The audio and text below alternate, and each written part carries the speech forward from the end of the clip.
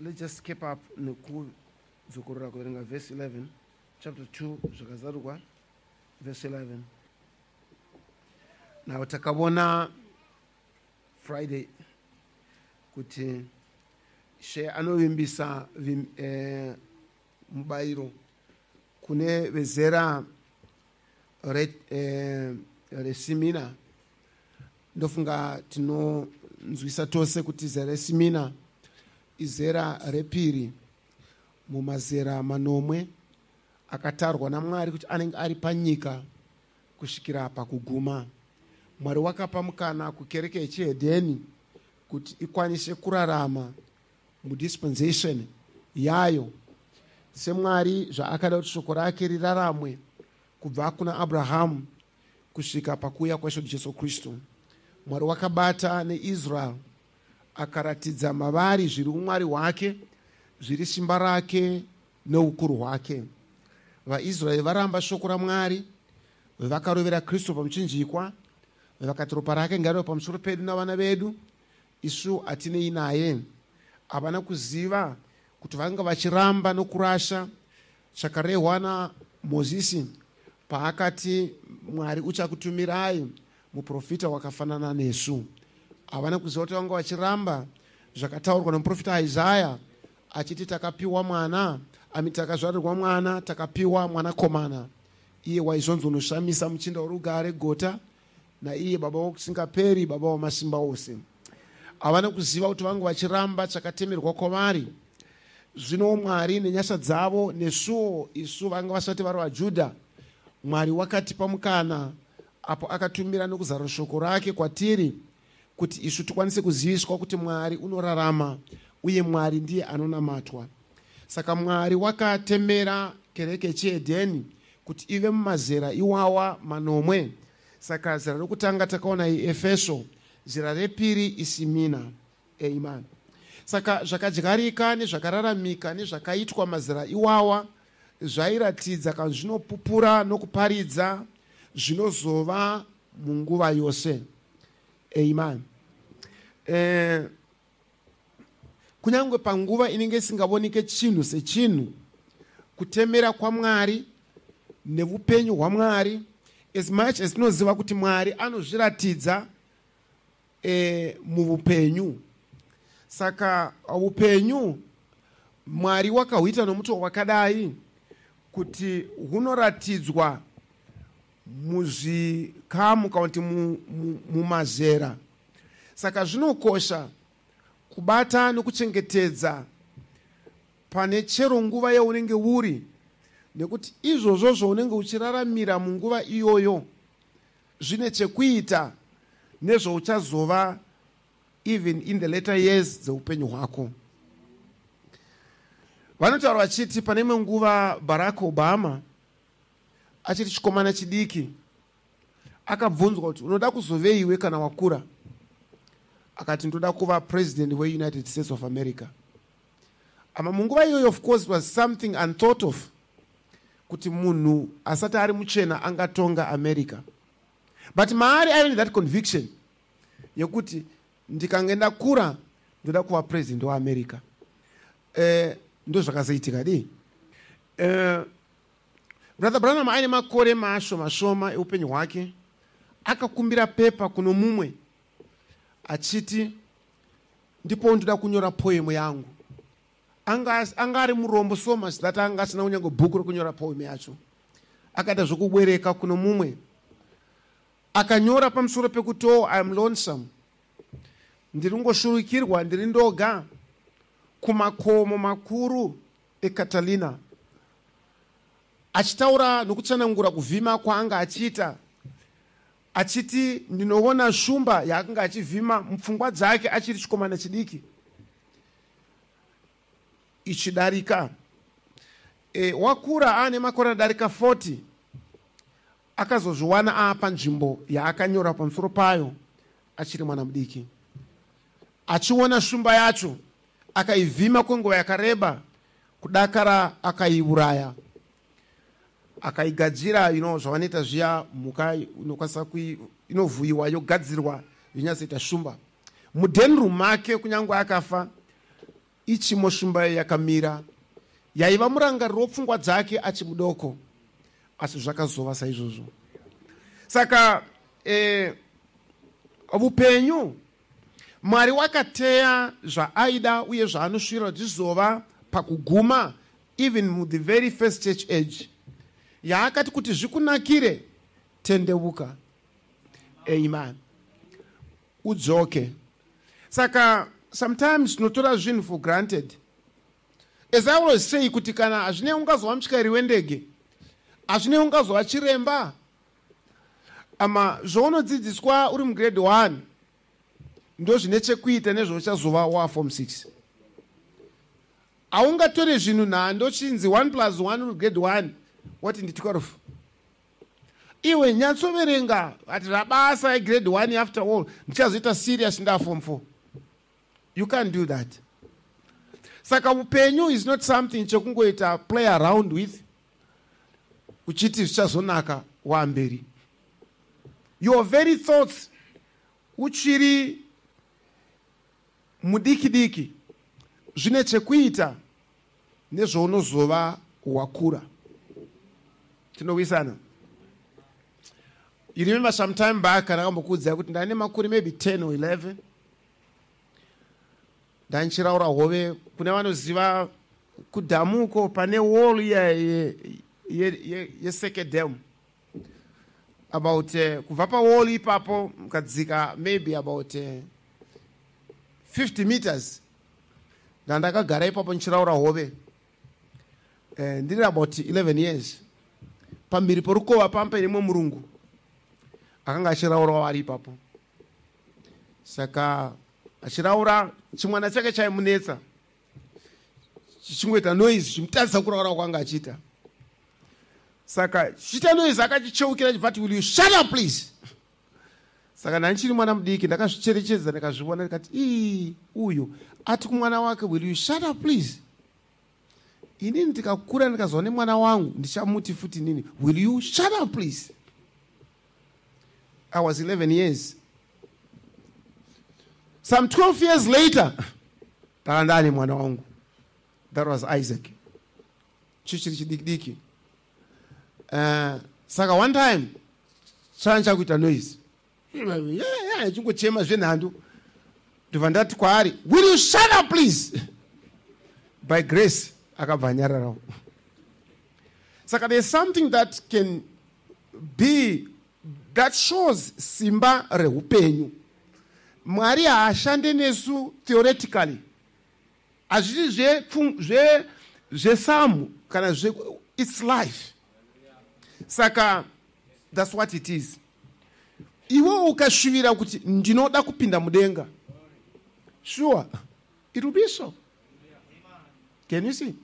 Ukatanga imba yako chingota ncharambwa chete. Mukadzi nchamuramba chetu. Mukadzi nchamuramba chetu. Apa pano nchabva chete. One day uchapabva. One day uchamuramba mukadzi. You get the point?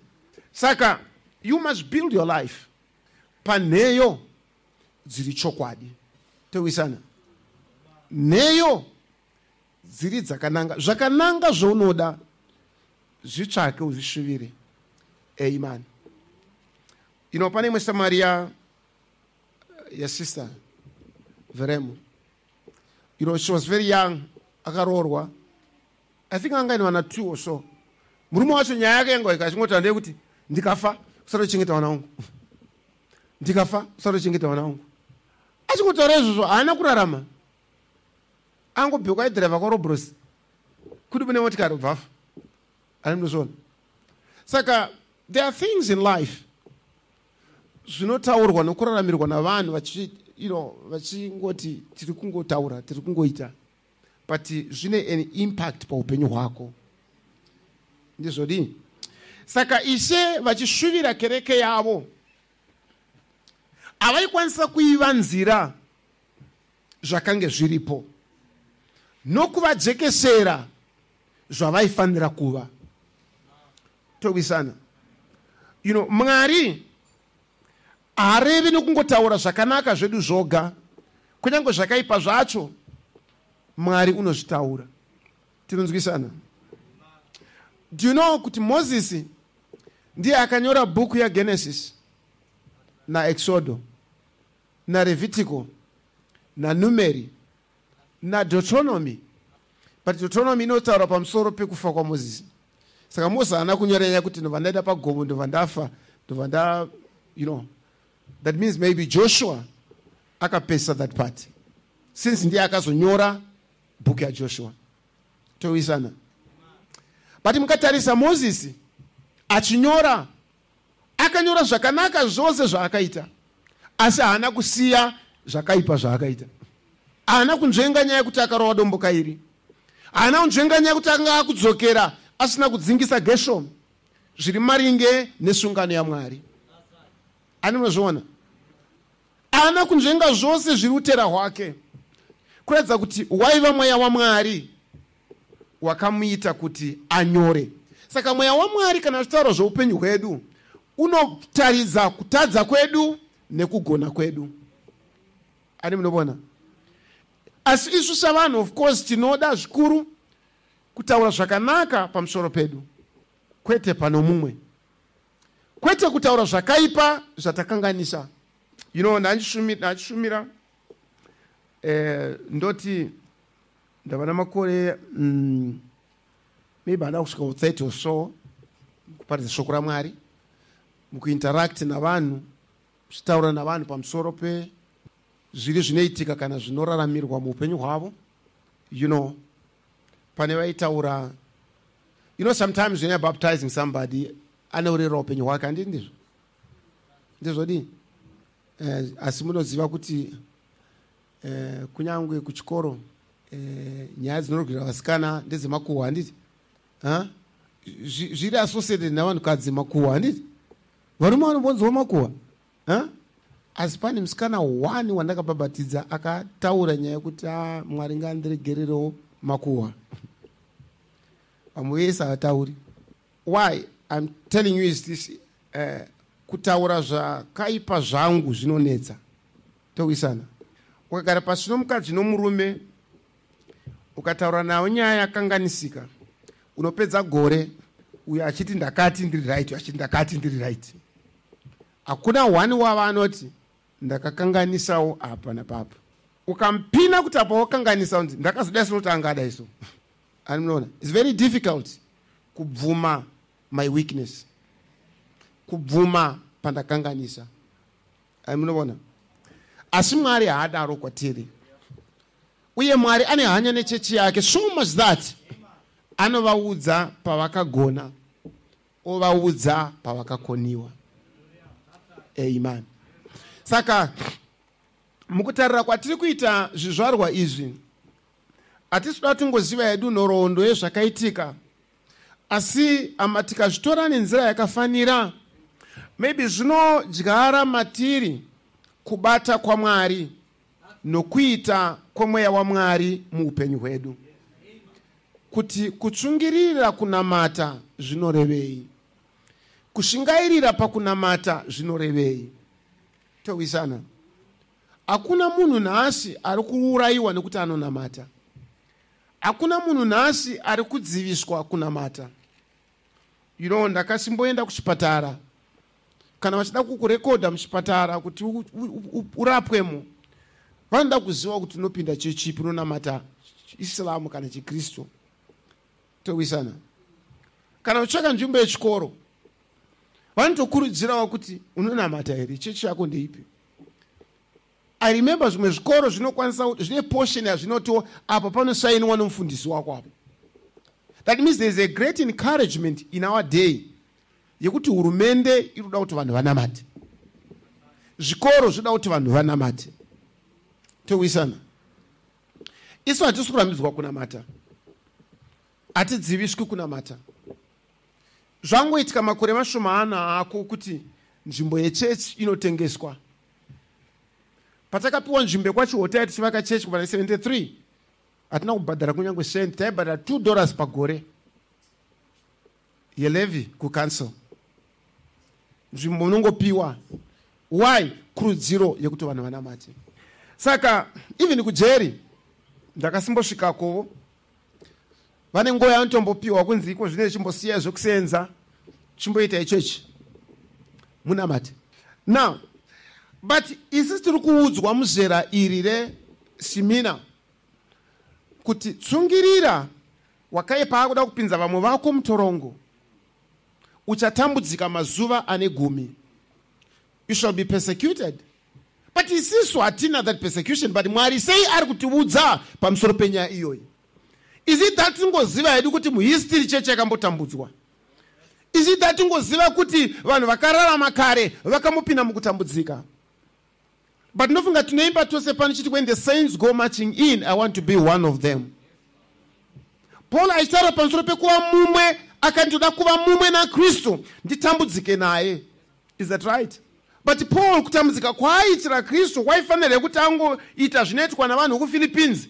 Every Easter vanotora muchinjikwa vakashinga vorovererwa pamuchinjikwa. Kumbe arovererwa ndakazviona ini. Vanomuka ushenisheni vakatakura zimuchinjikwa vachitenderera kuti Kristu ari kuroverwa. Vonoroverwa, he just makes sure kuti abaye pabhonzo. Vongonyatsoita mushe pa zvipikira apa zvipikira kugara pamuchinjikwa maybe 1 hour or so obviswa ipapo. Kwavari tikutambudzika pamuchete naKristu. But Paul ndo zvaaireva here paiti ndichatakura muchinjikwa.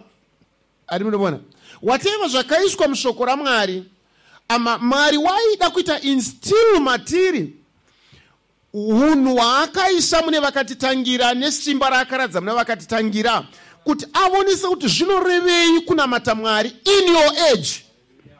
Muzera rako iroro Mwari ari kudei, unorevei pamusoro pekunamatwa kwake.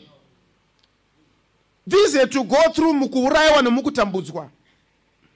But you find out sometimes isisu zvinotiremera even kuenda kuchechi. Kuchechi kukarebesa tatidi kuendako. Uye chechi inotora nguva yakarebesa. You find out kapedza service ino pamasikati 10 number yatiri mangwana nano. Because chechi yakarebesa. You get the point? But I'm telling you kuti Mwari vachivonesa shoko ravo sei vachitiudza pamusoro pamadambudziko avo. We saw on Friday musikana uya akanzisiya zvokunamata izvi, ramba izvi upore, tikudzikinure, usaurawa. Akati I'll stand by that. Kana muchindiuraya urayai, asi ndakatenda kushoko raMwari. Amen. Saka ndiani anoti kana ndichitonorwa nda kutonorwa asi kuchechi ndichaenda. Kana ndichinayiwa ngandina iwe ndichaenda. Ani munobona? Tambokuudza ndichiti azvireve kuti 1 + 1 is 15 nokuti ndiri grade 1. I don't care. Kana ndazokura ndichazoita serious. Ani munobona? The Bible even tells us kuti namazuva ekupedzisira pachazova nekutambudzwa. The tribulation is coming for sure. But satapina tribulation, there must be that squeeze. Kumanikidzika kuchaitwa vanhu nokuda kwokutenda shoko raMwari.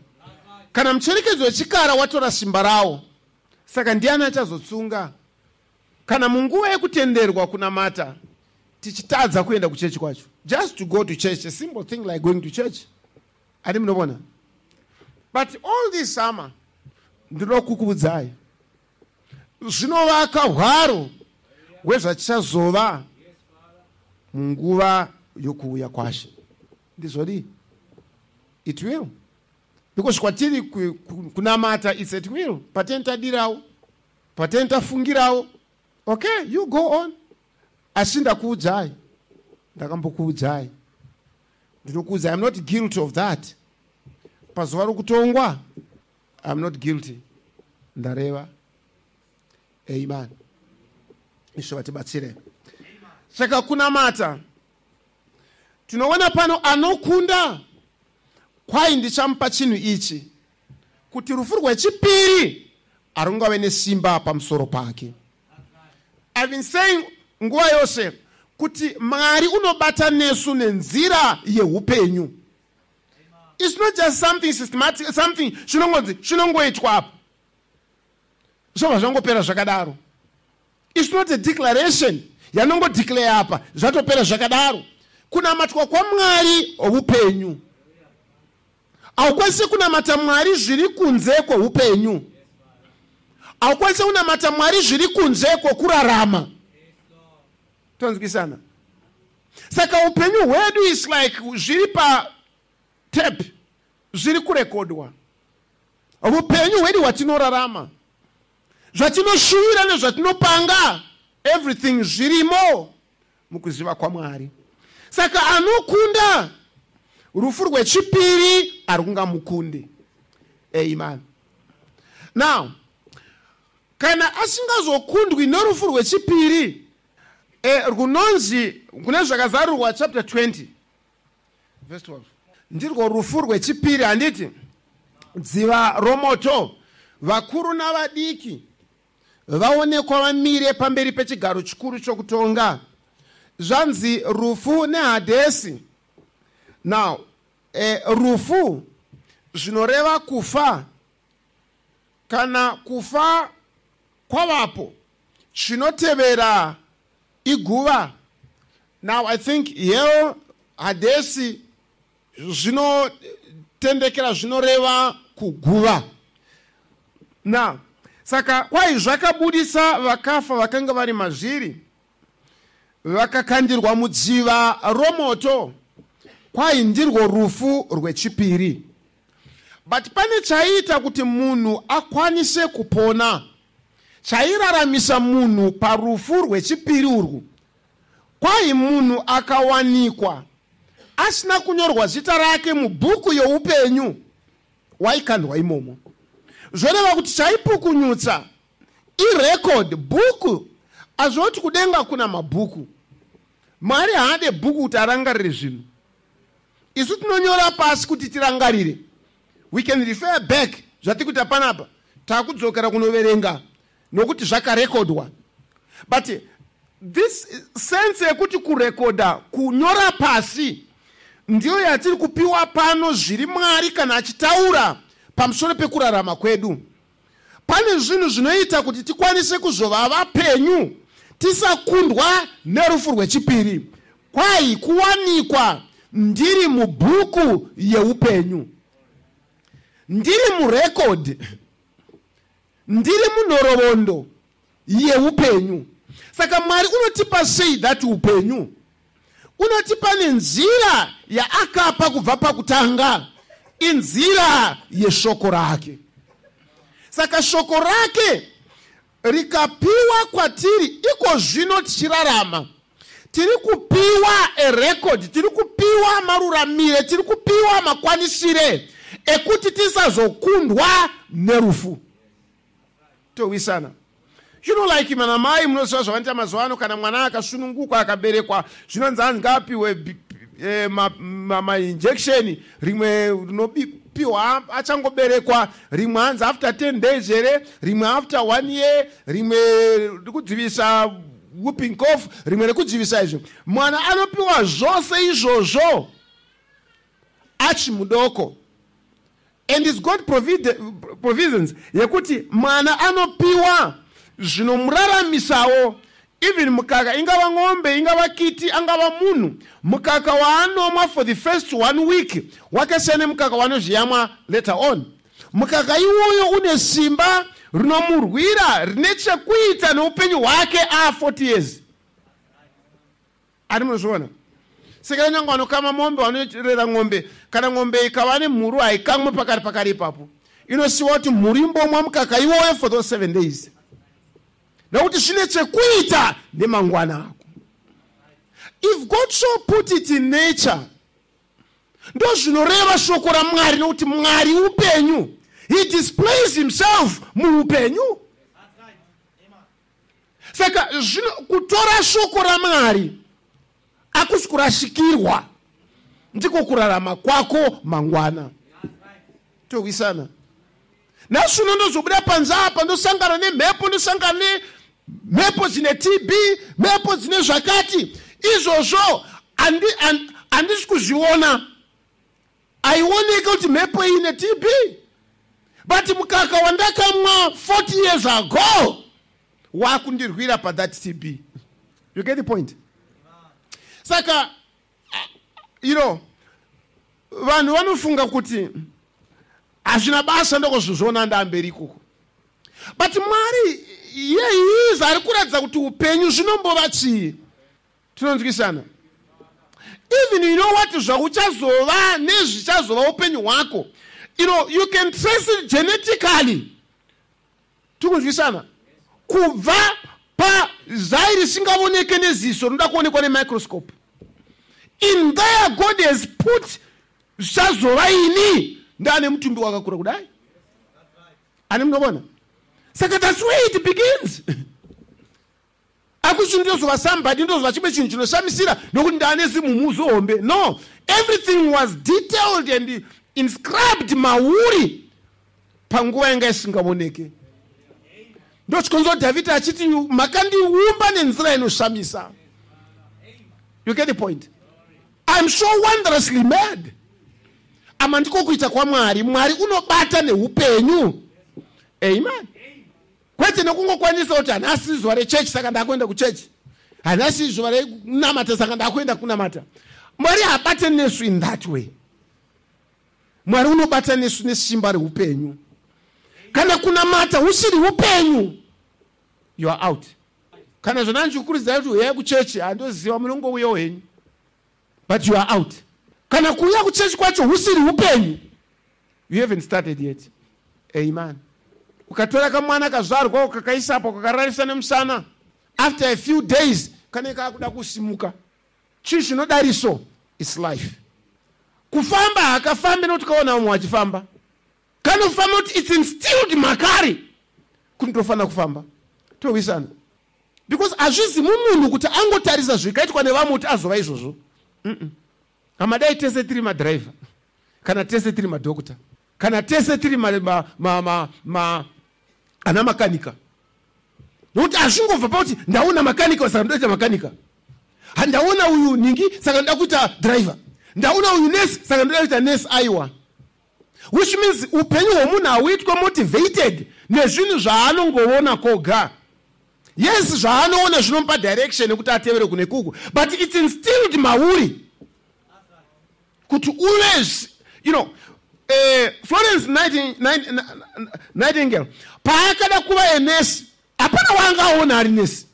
It was instilled in her kuti ndofana kuita zvinhu izvi. And she did it munguva yehondo.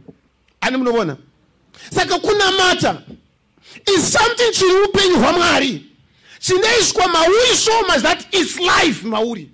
Amen. I remember when I was a young boy ndichienda kuchechi, taifamba usiku, ndakapfuura patown center apo pachiri minda pasati pa town center, ndakaona mutumbi wemunhu wakaurawa akaiswa pakati pemuhomba yembambaira. Waurawa usiku. Mangwana acho ndakapfuura nepo futi ndichienda kuchechi. Tikuisana. Tichinamata ku St. Mary's uchibva panapa chifura nemuchiramba uyo. Mairowa vanhu muchiramba uyo. Kwamunogara sita utete kwanzi kuchiramba uyo. Queen Squatter Camp. Mairowa vanhu imomo. Takapfuura nepapa junction apo. Isaac akaberekwa kumusana. Munhu achimhanyiswa ipapa achimhanya mukati meroad, mukadzi wake vanga vari mukadzi nomurume vachibva nekochikwana uko. Vakatorerwa hembe dzose ipapo. Ichipfuura neipapo. Tichienda kuchechi tiri tu. Tapedza chechi tikadzoka nepo futi. The other day tikaona paine group yawakomana vachinikirika mapanga tiri kwa mutara up. We went again kuchechi. And I was some 23 or 24 years old. I'm 56 years old today. Tiri kukuudzai kwete zvandakaverenga but zvandakapfuura nemazviri. I know what it means kuenda kuchechi. I know what it means kana chinhu chava upenyu mauri. Tonzwisana? Ishe vatibatsire. Saka kunamata. Ishe vari kuti ndichakupa iwe simba pamusoro pechinouraya. Ama kusanamata kunouraya. Kusatenda shoko kunouraya. Kusararama mushoko kunouraya. But God is instilling mauri. As it was pawakaberekwa, Mwari achisa mauri chichakuraramisa. Nesi achikubaya jekisheni richakuraramisa wakura. That's what the world is doing today. Kune avo vanorigamuchira nenzira yakafanira shoko raMwari. Saka this is the reward. Mwari haazokupi mubayiro apo Mwari ari kukupa mubayiro wacho izvozvo. Ani munoona? paunenge uchinzi 1 + 1 is 2 uri kutopiwa zvinhu zvinokuita kuti ukwanise kuzopilota ndege mudenga umu, ukwanise kuita zvinhu zvinoita kuti uoparate munhu, ubvise chirwere munhu asara achifamba achienda. It comes from there. Is that right? Kune vanoita medicine vafana vakafunda medicine dzinodiwa ndii unoita iri medicine iwe usina medicine unotorwa faculty yemedicine hawatozivi. Vafana vanongofunda kupasa pepa ko medicine dzinodirwei dzakatangira kupi? 1 + 1 is 2. You get the point? I'm telling you, Mwari unorarama, unoshanda nenzira yeupenyu. You can't ignore zvamarambo izvi and think uchazokunda pamberi apo.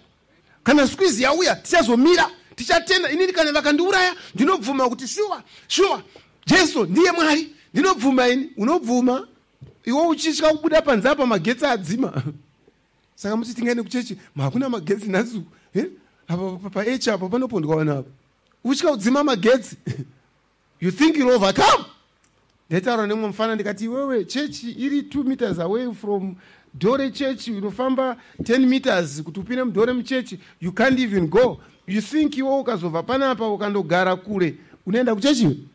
Ndozvandirozwa vanhu vese vanoenda abroad vakawanda hakuna kana chechi message, hakuna chechi message nokuti waaku kuSwaziland nokuti waakuBotswana waakutaura nyaya kuti hakuna chechi message. Kwawaigara waienda kuchechi kwache? Hakuna kunonetsa sereki, hakuna ndamboedza kutsvaka ndashaya washaya unokutadza kushaya sei waishaya musuwo uri 50 meters from you. Tadza kuona musuwo wechechi 50 meters wozoona chechi waakuBotswana unoita Mwari benzika. Hari munozviona? Dai Mwari vaitinzwira nyasha, but anokunda amen ndichamupa. But kukunda, you know, it's not something chinozongokaruka changovapovo. Anoona mune munyika muno makarwiwa hondo, there are men vari kuuya vasvikoto takakunda. Handiti mukuona vamwe vakanga vachiri mukamba, vamwe vasati vamboenda kundorwa vangotrainwa kupfuura pfuti chete. But there's somebody akatrainwa akaenda mucombat akatarisana face to face nemuvengi, pfuti dzichirira vakarabharira yatsvika kuti piriviri opukunyuka ipapo, mangwana odzokera futi for 5 consecutive years achiita combat in different battles at different stages. When he comes back akati ndakarwa, he means it. Hadi munoona kwete angari ku refugee camp hongodzongonge ndatiriko takarwa auna variko vakarwa, they are there vane mascars ekuti vakarwa. Amen. And even they know what it is kuliberate nyika. Not anybody anenge angouya ngosviti ndakarwa ini. Mumwe anga atiza mhosva yakanga aita kuno kungotiza kuti the only way kumboyambuka border ndatiza asi yaponda munhu panodzoka takunda aiwaka. Azvisizvo. Ari mukuona nyika ina kusunungwa zvinhu zvakadari izvozvo. Nyika yakasunungwa navanhu vaenda on the battlefront, vanhu vakarwa and who know what they were fighting for.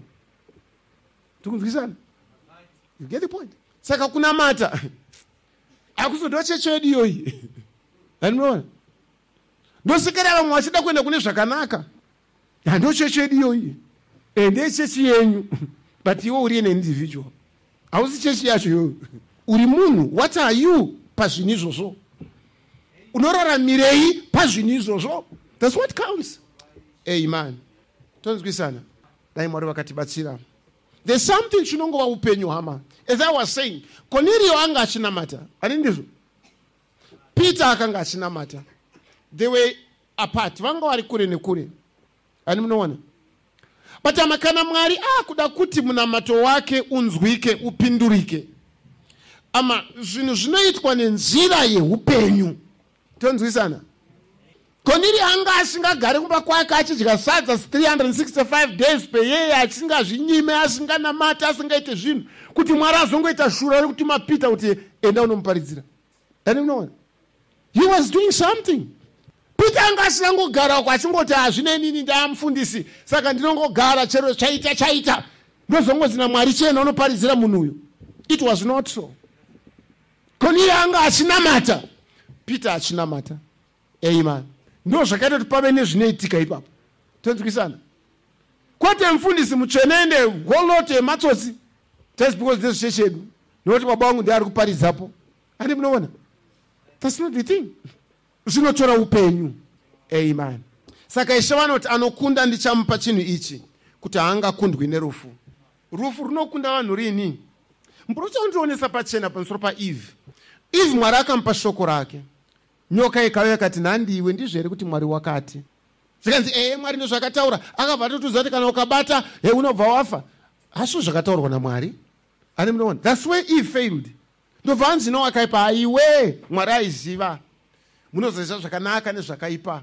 Uye uchava munhu wakangwara. Tonzwisana? Saka Eve anoti nyoka yakandinyengera. Tonzwisana? Before the conception yaCain, Eve akange atonyengerwa. Saka kunyengerwa hazvisi zvinhu zvaakaita. Haana kuti nyoka yakandibhinya, ati yakandinyengera. Whatever transpired after that was a result yekunyengereka kwaangaita mumweya wake nechekare. Tonzwisana? Hazvinei zvakazotora 10 days zvisvike the actual act. Hazvinei zvakatora 3 weeks. Bible rinoti achiti nyoka yakauya yakasvikoti zvomuti uyu makabudzwa here kuti Mwari akati here, uye akati aiwa zvisizvo. Zvinoita vanga zvakatora 5 minutes. When we read it, ani munoona? Zvinoita vanga zvakatora 5 minutes. Nyoka achibva ati, Eva achibva ati, ndobva zvangopera. Aiwa, it could have taken months. Kubva pakunyengereka kusvika the actual act. Ani munoona?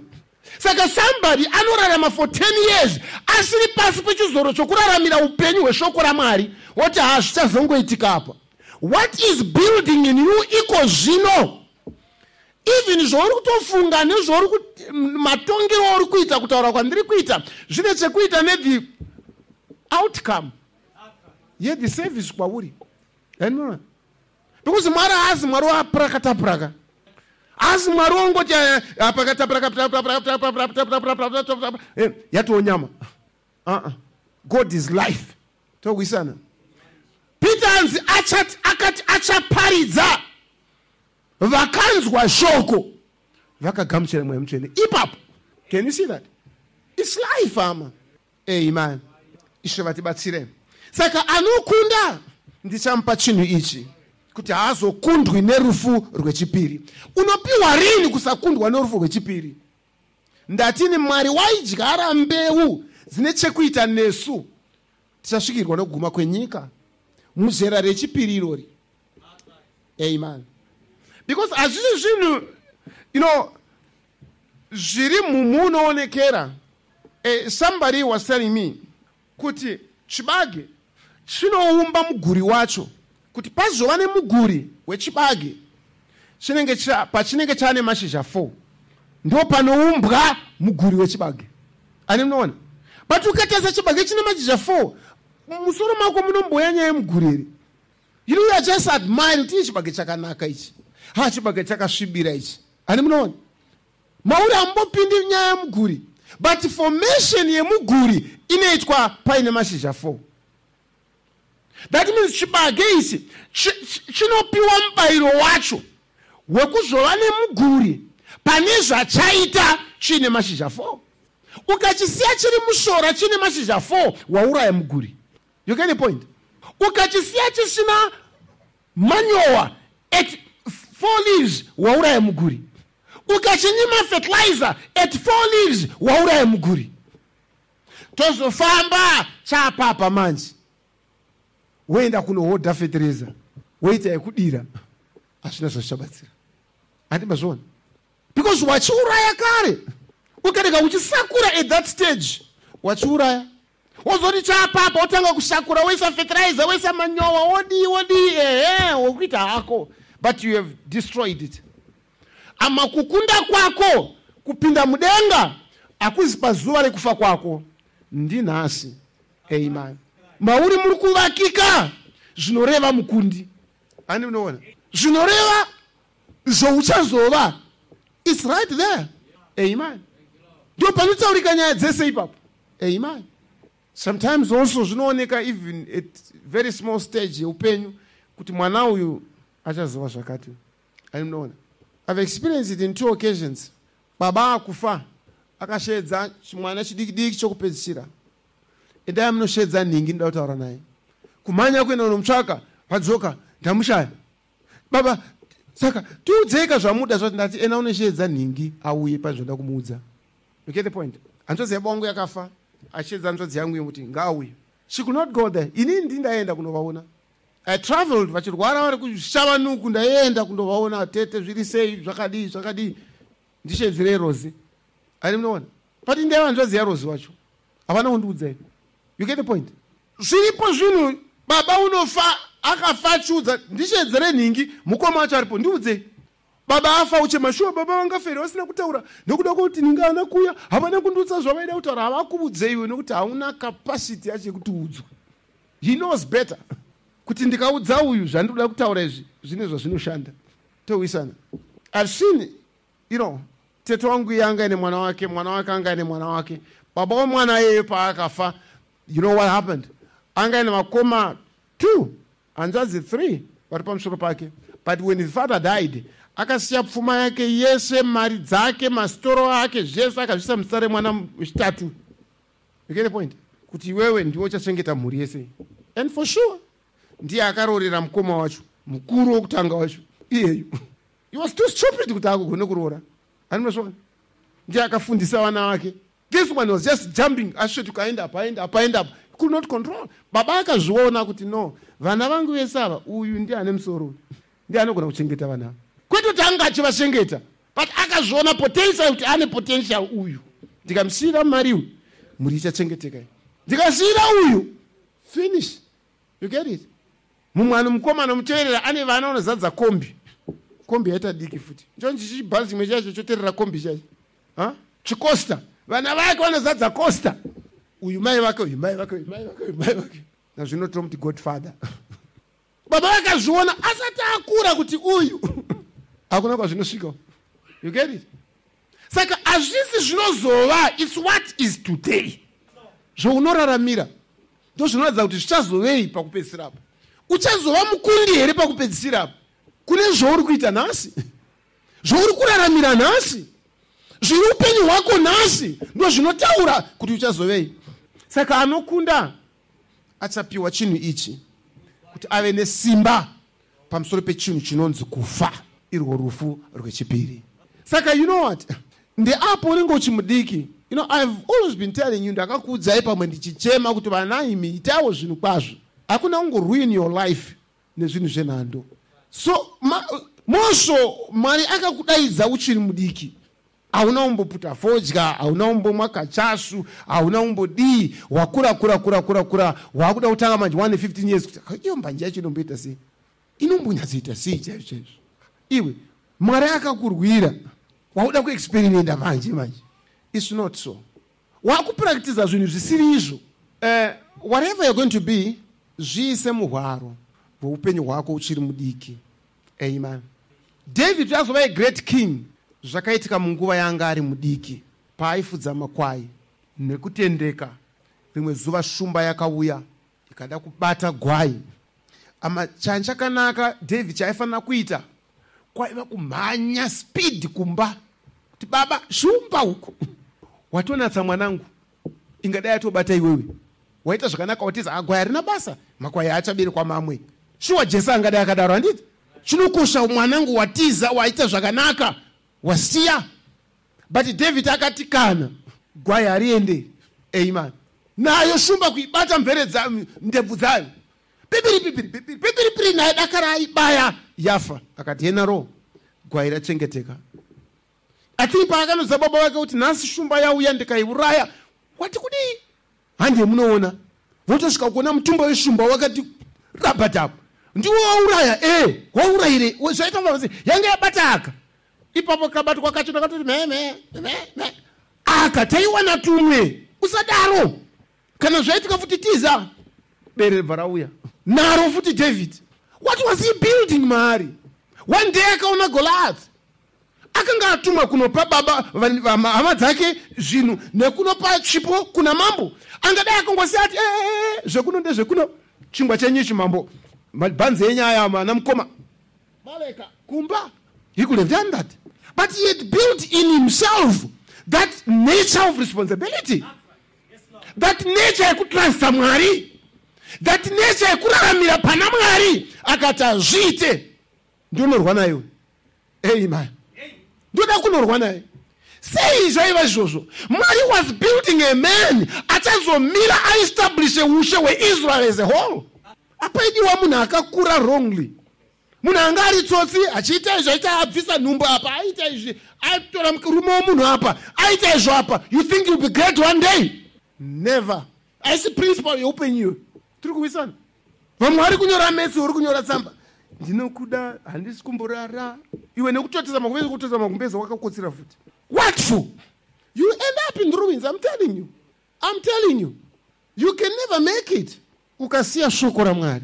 Kana kaneteme metsi tazve metsi. Kana richame account ita account. Hakuna kujamba jura oro. Jamba mombe ndinadza apa. Neyazofudza. Zvinonesa. Kuchijamba jura oro. Tova kanaka kavi kujamba jura oro. Noti kana akumafuro kweko achijamba miti.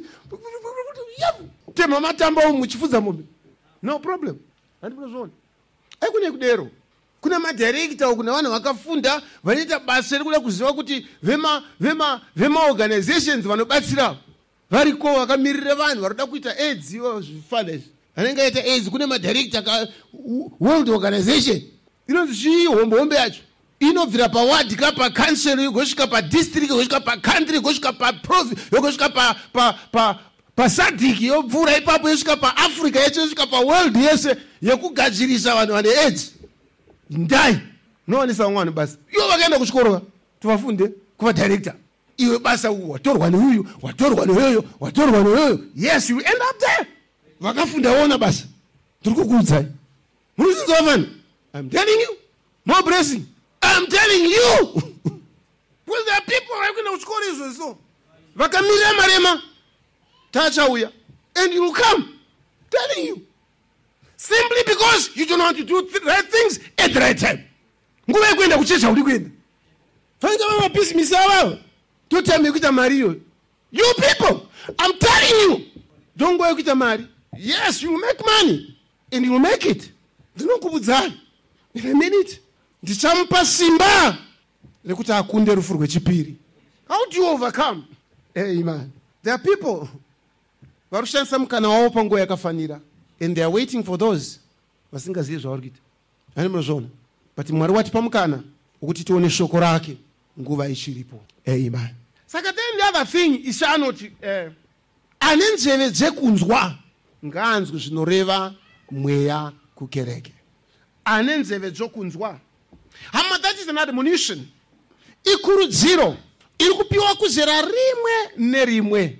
Ane nzeve dzokunzwa ngaanzwe. Amen. Amen. Asi true to nature avazivesi vanonzwa. Handi munobona avazivesi. Ama zvatiri kutaura pano ndezvokuti tinashe rimwe zuva uzowa nemba yako wakagara mushe masofa mako touyavo tomwati isu tofa wotiviga uyu. That's why we are saying what we are saying. Asi ndiani ari kunzwa. But it's the admonition of every age. Ane nzeve dzokunzwa nganzwa. Zvatinoreva pano zvekuti hama hanzvadzi ugare mumba mako uchifara. Sasara uchitotawo kumurume wako she wangu. Kwete nokuti mutemo but nokuda korugare runouya nekunamata Mwari. Towisana. Kwete richese chawada ndechehondo. Kuti azotosiya mari achienda kubasa mune mabiripidzana matoti kana kubus stop nekubus stop akutonyara vangu kuti zvinowana ukazonzwa nyaya iri panapa. Mari yacho yokuda. So mumwe dzimai wabhuru wangu akabvisa hembe pa flyover apa. Wamutemera kuti katani hembe. Murume wacho aripo. Ko chii chikanzi ya mambaro womunhu iwe. Toda kuti ndi put the message across. Ndo zvauri kuda iwe. Uite zvokatanura hembe kuti uzoitirwa zvauri kuda. But the simplicity of the gospel inokuita kuti uve munhu kwai ugarewo mushe kumba kwako. Anasa magunda musaona kudaiswa vana kuroorwa vakadai ava. Vaipfeka size 2 hembe ava. Nhasi vapfeka size 40. Takamuona zvari mwana mudiki uyu. Kachike kachatorwa nemhepo. Iko zvino uyo. Kungoraramira mushoko. pakazvarwa Entheo tikaenda kuchipatara zvikanzi uya ana baba nana mai mese gara yapo. Tobva amai vacho vaEntheo vasirwa muri kuona mai avo zvikanzi muna vana vangani zvikanzi ndiwe chinani zvikanzi tafanirwa chitu because you are getting moral support, love and care. Nokuti fivefold ministry havasati vamboiona kai. Havaizive fivefold ministry. Kubva ipapo kuma70 havaizive fivefold ministry. Nokuti madzimai maanda fivefold ministry kuti apinda munzira. Ukada ungoleso fivefold. You see? When you follow shoko raMwari, unogara mushe man. Tikuizana. Tizvo zvinoda. Amen. Saka ane nzeve dzokunzwa ngaanzwe. That's the admonition to all the ages. Amen. Ane nzeve dzokunzwa ngaanzwe zvinoreva. But how many will listen? That's the problem now. Anozonzwa manje zvabhenda. It's not right. Kana uri motokari yakatengwa iri nyowani ichibva muplastic. Zvakanaka izvozvo. Pane yakatengwa isu vamwe takazotendebuka zvazvependero beating. Pakambomwa kachasu paakurohonzi pabude pagarimushe. Pembanje paakudzorerwawo. But iwewo wakatenda wakaoneswa shoko raMwari fresh from the factory. Wakuda kuzopinzwa mupendero beating manje. It's not good. Ndinokuudzaini kuti ndakatendeuka ndine 17 years. Hakuna ng'anga yakadya sende rangu, hakuna hure rakadya mari yangu, hakuna bawa rakadya mari yangu, hakuna cigarette company yakadya mari yangu. You get the point? Because I was not involved mazviri ndisandatenda. Kana Mwari akandibvisa mazviri before.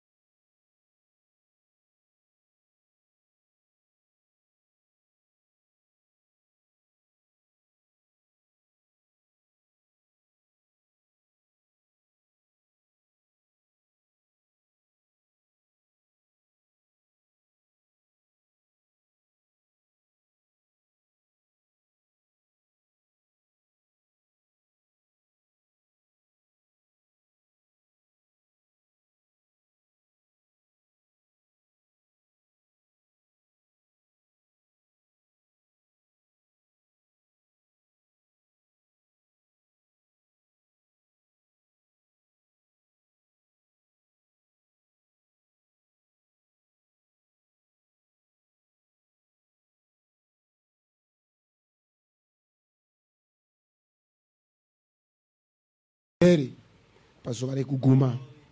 Ishe vokudenga vatibatsire. Amen. Saka that's the secret. Havazokundwi nerufu rwechipiri. Amen.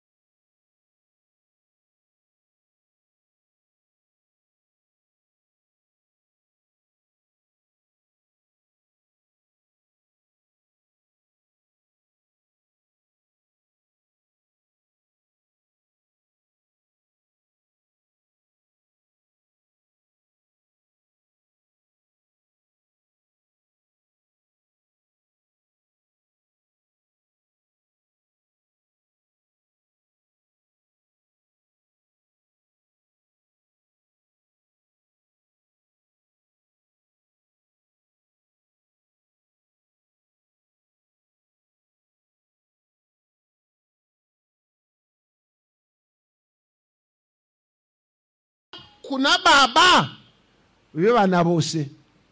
Amen. Right. Saka mutumwa uyu paari kuiswa kuzera, ari kuiswa kune vari vese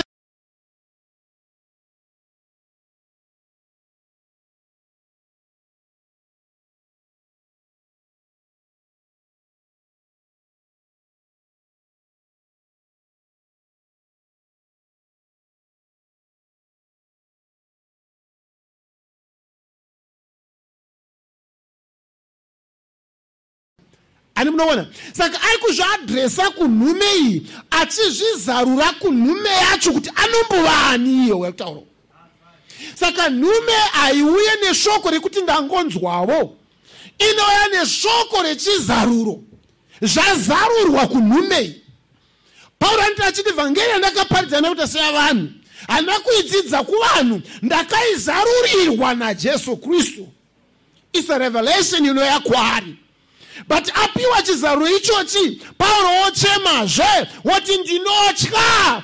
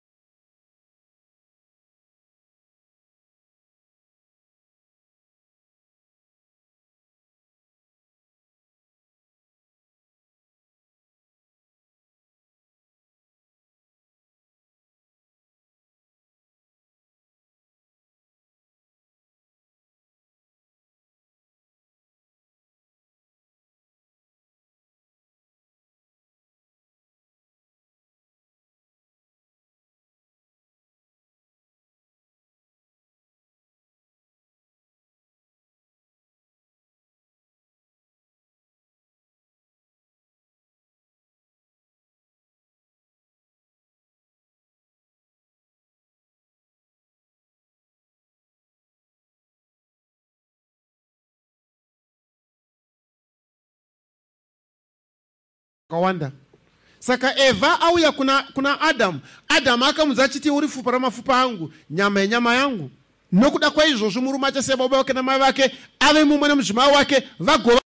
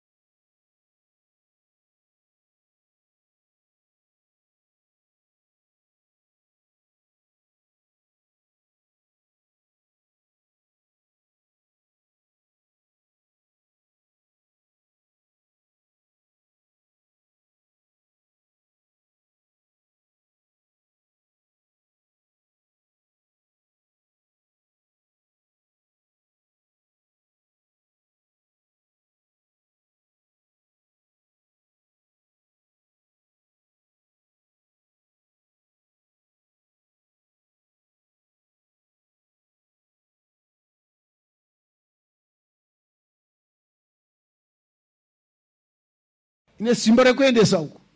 But again, ine simba rekutora. Amen. Saka anenzeve dzokunzwa nganzwe zvinoreva mweya kukereke.